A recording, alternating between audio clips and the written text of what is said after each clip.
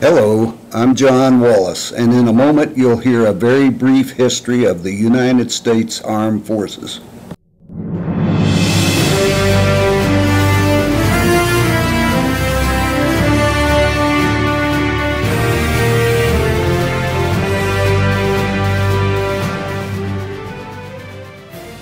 On October the 26th, 1760, King George II died, and his 22-year-old grandson, George III, took over the crown as England's ruling monarch.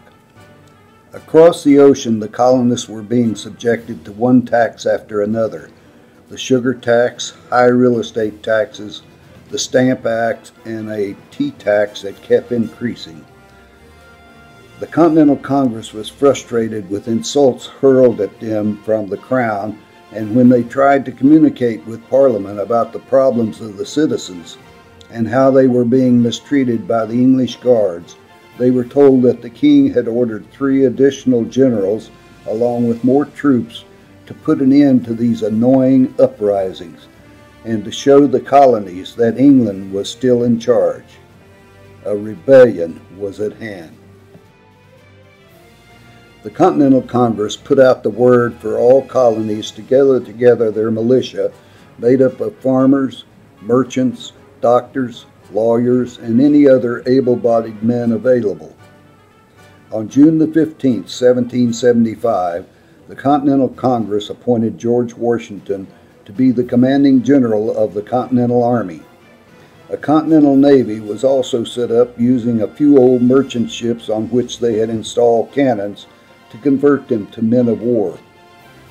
In August 1775, the 14th Continental Regiment, also known as the Marblehead Regiment, from the Massachusetts militia, was assigned as Continental Marines and was deployed to the merchant ships as fighters.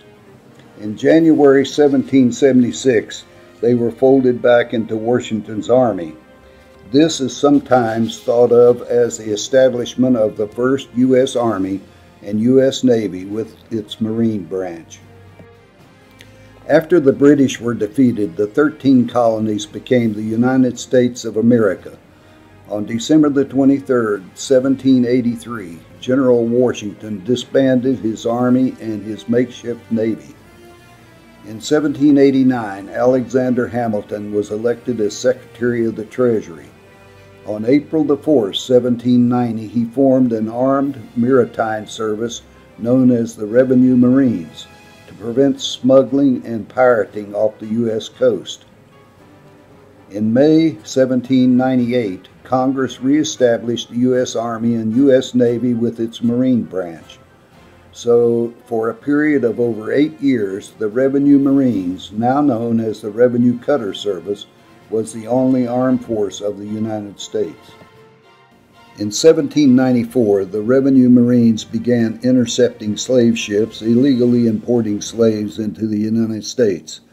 Many slave ships were seized and hundreds of would-be slaves were freed.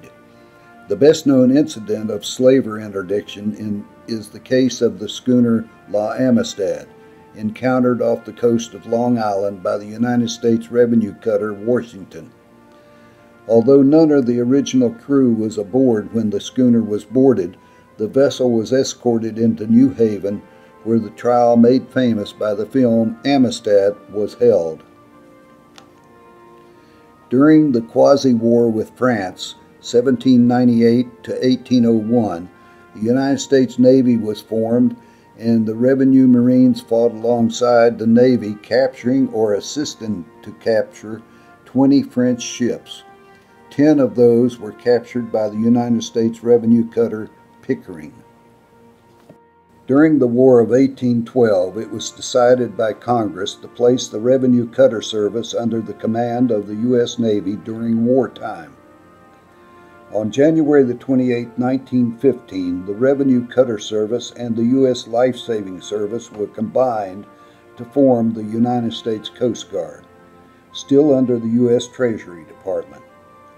In April 1967, the service was moved to the Department of Transportation, and after the attack on the World Trade Centers in September of 2001, it was again moved to the Department of Homeland Security. Ever since the Wright brothers flew their airplane at Kitty Hawk into the history books on December the 17th, 1903, the U.S. Army had been interested in using the airplane within their service. Congress created an aviation section under the Army Signal Corps on July 18, 1916. It was changed to the U.S. Army Air Service in May of 1918. It operated as that until on September the 18th, 1947, Congress made a completely new armed force, the United States Air Force.